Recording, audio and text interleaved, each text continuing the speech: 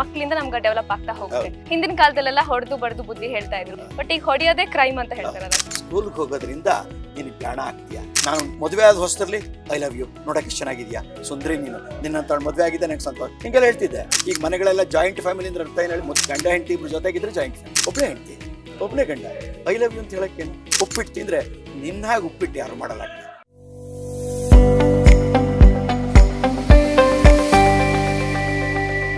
So ಈಗ personality development ಅಂತ ಬಂದಾಗ ಫಸ್ಟ್ ಅಲ್ಲಿ ಪ್ರೈಮರಿ ರೋಲ್ ಇರೋದೇ ಪೇರೆಂಟ್ಸ್. ಮಕ್ಕಳು ಅಂದ್ರೆ ಮಕ್ಕಳಿಂದ ನಮ್ಗೆ ಡೆವಲಪ್ ಆಗ್ತಾ ಹೋಗುತ್ತೆ. ಹಿಂದಿನ ಕಾಲದಲ್ಲೆಲ್ಲ ಹೊಡೆದು ಬಡ್ದು ಬುದ್ಧಿ ಹೇಳ್ತಾ ಇದ್ರು, ಅಪ್ಪ ಅಮ್ಮ ಆಗ್ಲಿ ಟೀಚರ್ಸ್ ಆಗ್ಲಿ, ಬಟ್ ಈಗ ಹೊಡೆಯೋದೇ ಕ್ರೈಮ್ ಅಂತ ಹೇಳ್ತಾರಲ್ಲ ಸರ್. ಹೊಡೆಯೋದು ಕ್ರೈಮ್ ಅಲ್ಲ, ಅದನ್ನ ಆವಾಗ ಹಾಕಿ ತಿಳ್ಕೊಂಡಿದ್ರು. ಈಗ ನೀನು ಪ್ರೀತಿಯಿಂದ, ಅನುನಯದಿಂದ, ಹೇಳುವ ರೀತಿಯಿಂದ ಆಯ್ತೆ ಅದನ್ನ ಹಾಗೂ ಕೆಲಸ ಆಗ್ಬೇಕಾಗಿರೋದೇನು, ಅವ್ನು ಸ್ಕೂಲ್ಗೆ ಹೋಗ್ಬೇಕು, ಸ್ಕೂಲ್ಗೆ ಹೋಗೋ ಅನ್ನಕ್ಕೂ ಸ್ಕೂಲ್ಗೆ ಹೋಗೋದ್ರಿಂದ ನೀನು ಜಾಣ ಆಗ್ತೀಯ. ಜಾಣ ಆದರೆ ವಿದ್ಯೆ ಬುದ್ಧಿ ಸಿಕ್ಕರೆ ದೊಡ್ಡ ಮನುಷ್ಯ ಆಗ್ತೀಯ, ಬೆಲೆ ಬರುತ್ತೆ. ಸ್ಕೂಲ್ಗೆ ಹೋಗ್ಬೇಕಪ್ಪ, ಈಗಲೂ ಹೋಗ್ತಾನೆ. ಹಾಗೇ ಆಗತ್ತೆ ಅಂತ ಯಾಕೆ ಅನ್ಕೊಂಡ್ರಿ? ಹೀಗೂ ಆಗುತ್ತಲ್ಲ.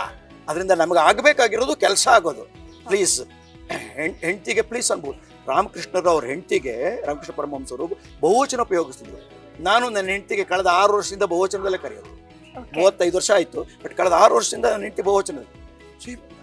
ವ್ಯಕ್ತಿಗೆ ವ್ಯಕ್ತಿ ಗೌರವ ಕೊಡೋದಿದೆಯಲ್ಲ, ವ್ಯಕ್ತಿಗೆ ವ್ಯಕ್ತಿ ಪ್ರೀತಿಸೋದಿದೆಯಲ್ಲ, ವ್ಯಕ್ತಿ ಅವನನ್ನ ಹೇಗೆ ನಡೆಸ್ಕೊಳ್ಬೇಕು ಅನ್ನೋದಿದೆಯಲ್ಲ, ಇದು ಬಹಳ ದೊಡ್ಡ ವಿಷಯ. ಆಗ್ಬೇಕಾಗಿರೋದು ಕೆಲಸ. ಉಪ್ಪಿಟ್ಟು ತಿಂದು ಉಪ್ಪಿಟ್ಟೆ. ಆದರೆ ನಾನು ಮದುವೆ ಆದ ಹೊಸದಲ್ಲಿ ಐ ಲವ್ ಯು, ನೋಡಕ್ಕೆ ಚೆನ್ನಾಗಿದ್ಯಾ, ಸುಂದರಿ ನೀನು, ನಿನ್ನಂತ ಮದುವೆ ಆಗಿದ್ದೆ ನಂಗೆ ಸಂತೋಷ, ಹಿಂಗೆಲ್ಲ ಹೇಳ್ತಿದ್ದೆ. ಈಗೆಲ್ಲ ಹೇಳ್ತೀವಿ? ಯಾರು 5 ವರ್ಷ 10 ವರ್ಷ ಮದುವೆ ಆದವ್ರು ನೋಡ್ತಿದ್ದಂಗೆ ಐ ಲವ್ ಯು ಅಂತ ಹೇಳ್ತಾರಾ? ಹೇಳಲ್ಲ. ಈಗ ಮನೆಗಳೆಲ್ಲ ಜಾಯಿಂಟ್ ಫ್ಯಾಮಿಲಿ ಅಂದ್ರೆ ಅರ್ಥ ಏನು ಹೇಳಿ, ಮೊದಲೆಲ್ಲ ಜಾಯಿಂಟ್ ಫ್ಯಾಮಿಲಿ ಅಂದ್ರೆ ಎಲ್ಲರೂ ಇರೋರು, ಅಪ್ಪ ಅಮ್ಮ ನಮ್ಮ ಮಕ್ಕಳು, ಅವರು ಇವರು ಅಣ್ಣ ತಮ್ಮ ಎಲ್ಲ. ಈಗ ಹಂಗಲ್ಲ, ಗಂಡ ಹೆಂಡತಿ ಇಬ್ರು ಜೊತೆಗಿದ್ರೆ ಜಾಯಿಂಟ್ ಫ್ಯಾಮಿಲಿ ಹಾಗಾಗ್ಬಿಟ್ಟಿದೆ ಅಲ್ವಾ. ಅದರಿಂದ ಇಲ್ಲಿ ಮುಖ್ಯವಾಗಿರೋದು ನಾವು ಹೇಗೆ ನಮ್ಮ ಪ್ರೀತಿಯನ್ನು ತೋರಿಸ್ಕೊಳ್ತೀವಿ ಅಲ್ವಾ. ಒಬ್ಬಳೇ ಹೆಂಡತಿ ಒಬ್ಬನೇ ಗಂಡ, ಐ ಲವ್ ಯು ಅಂತ ಹೇಳಕ್ಕೇನು. ಐ ಲವ್ ಯು ಅಂತ ಬಾಯ್ಬಿಟ್ಟು ಹೇಳಬೇಕಾಗಿಲ್ಲ. ಉಪ್ಪಿಟ್ಟು ತಿಂದ್ರೆ ನಿನ್ನ ಹಾಗೆ ಉಪ್ಪಿಟ್ಟು ಯಾರು ಮಾಡಲ್ಲ ಅಂದ್ರೆ ಐ ಲವ್ ಯು ಅಂತ ಅಲ್ವಾ. ಈ ಸೀರಿಯಲ್ ಎಷ್ಟು ಚೆನ್ನಾಗಿ ಕಾಣಿಸ್ತೀಯಾ ಅಂತ ಹೆಂಡತಿಗೆ ಅಂದ್ರೆ 30 ವರ್ಷ ಆಗಿರ್ಬೋದು, ಮದುವೆ ಆಗಿ 20 ವರ್ಷ ಆಗಿರ್ಬೋದು, ಈ ಸೀರಿಯಲ್ ಯಾವತ್ತು ಕಂಡಿಯಲ್ಲ ಅದಕ್ಕಿಂತ ಭಿನ್ನವಾಗಿ ಚೆನ್ನಾಗಿ ಕಾಣಿಸ್ತೀಯಾ ಅಂದ್ರೆ ಅವಳಿಗೊಂದು ಖುಷಿ. ಒಬ್ಬಳೇ ಹೆಂಡತಿ ಒಬ್ಬನೇ ಗಂಡ, ಅವನಿಗೆ ಕಾಯ್ತಿರ್ತಾಳೆ ಅಲ್ವಾ. ಅದರಿಂದ ನಾವು ಹೇಗೆ ಇತರರನ್ನು ನೋಡ್ಕೊ, ಟೀಮ್ ಅಂದ್ರೆ ಏನು ಹೇಳಿ, together every one achieves more. ಕೂಡಿ ಬಾಳಿದರೆ ಸ್ವರ್ಗ ಸುಖ.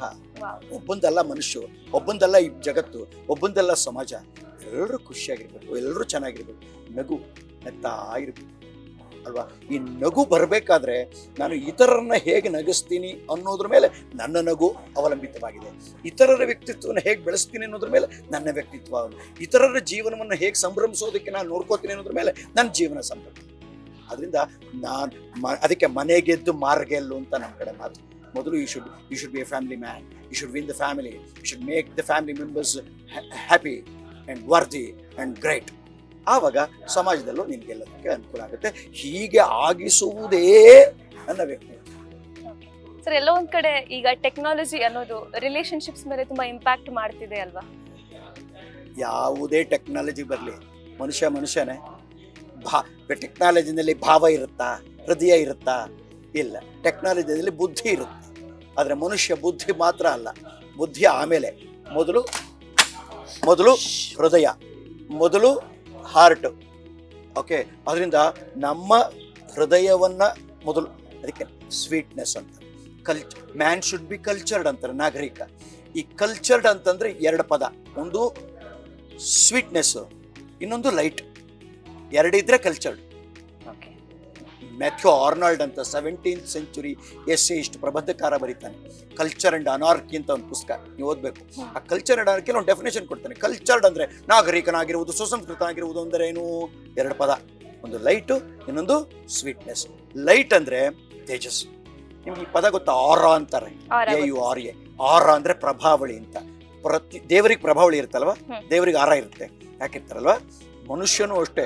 ನೀವು ಬೆಳೆದು ಇವತ್ತು CR ಚಂದ್ರಶೇಖರ್ ನೋಡಿದ್ರಿ, ಮಾತಾಡ್ತಿದ್ದಾರೆ. ಪದ್ಮಶ್ರೀ ಬಂದಿದೆ. ನಾನು ಅವ್ರು ನೋಡ್ತಾನೆ ಇದ್ದೀನಿ. ನಾನು ಹುಟ್ಟಿದ ಚಿಕ್ಕ ವಯಸ್ಸಿಂದ ಅವ್ರು ನೋಡ್ತಾ ಇದ್ದೀನಿ.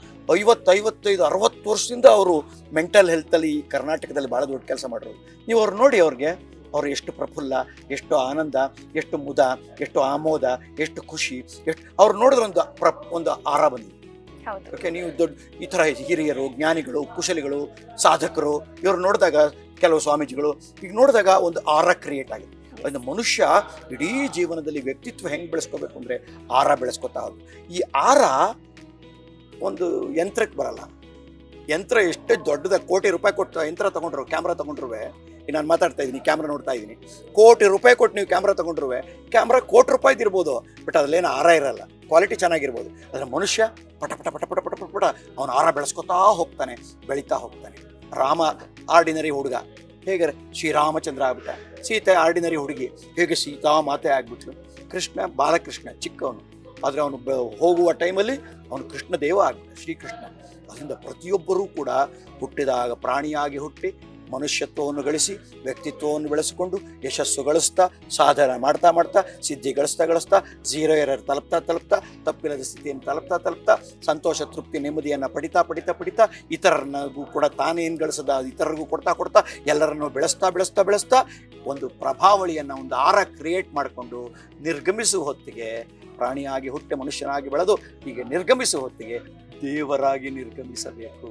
ಆದ್ದರಿಂದ ಬನ್ನಿ ದೇವರಾಗೋಣವೇ ಅನ್ನುವ ಪ್ರಶ್ನೆಯನ್ನು ಪ್ರತಿ ನಿಮಿಷ ಎಲ್ಲರೂ ಯಾವಾಗಲೂ ಹೇಗಾದರೂ ಕೇಳುತ್ತಲೇ ಇರಬೇಕು, ಜನ ಆಗುತ್ತಲೇ ಇರಬೇಕು. ಇದೇ ವ್ಯಕ್ತಿತ್ವ ವಿಕಸನ. ಜಗತ್ತಿನ ಶ್ರೇಷ್ಠ ಸಂಪತ್ತು ಮಾನವನ ವ್ಯಕ್ತಿತ್ವದಲ್ಲಿ ಅಡಗಿದೆ. ಬರೀ ವ್ಯಕ್ತಿತ್ವ ಅಲ್ಲ, ವಿಕಸಿತ ವ್ಯಕ್ತಿತ್ವದಲ್ಲಿ ಅಡಗಿದೆ. ಈ ವಿಕಸನವೇ ಜೀವನ.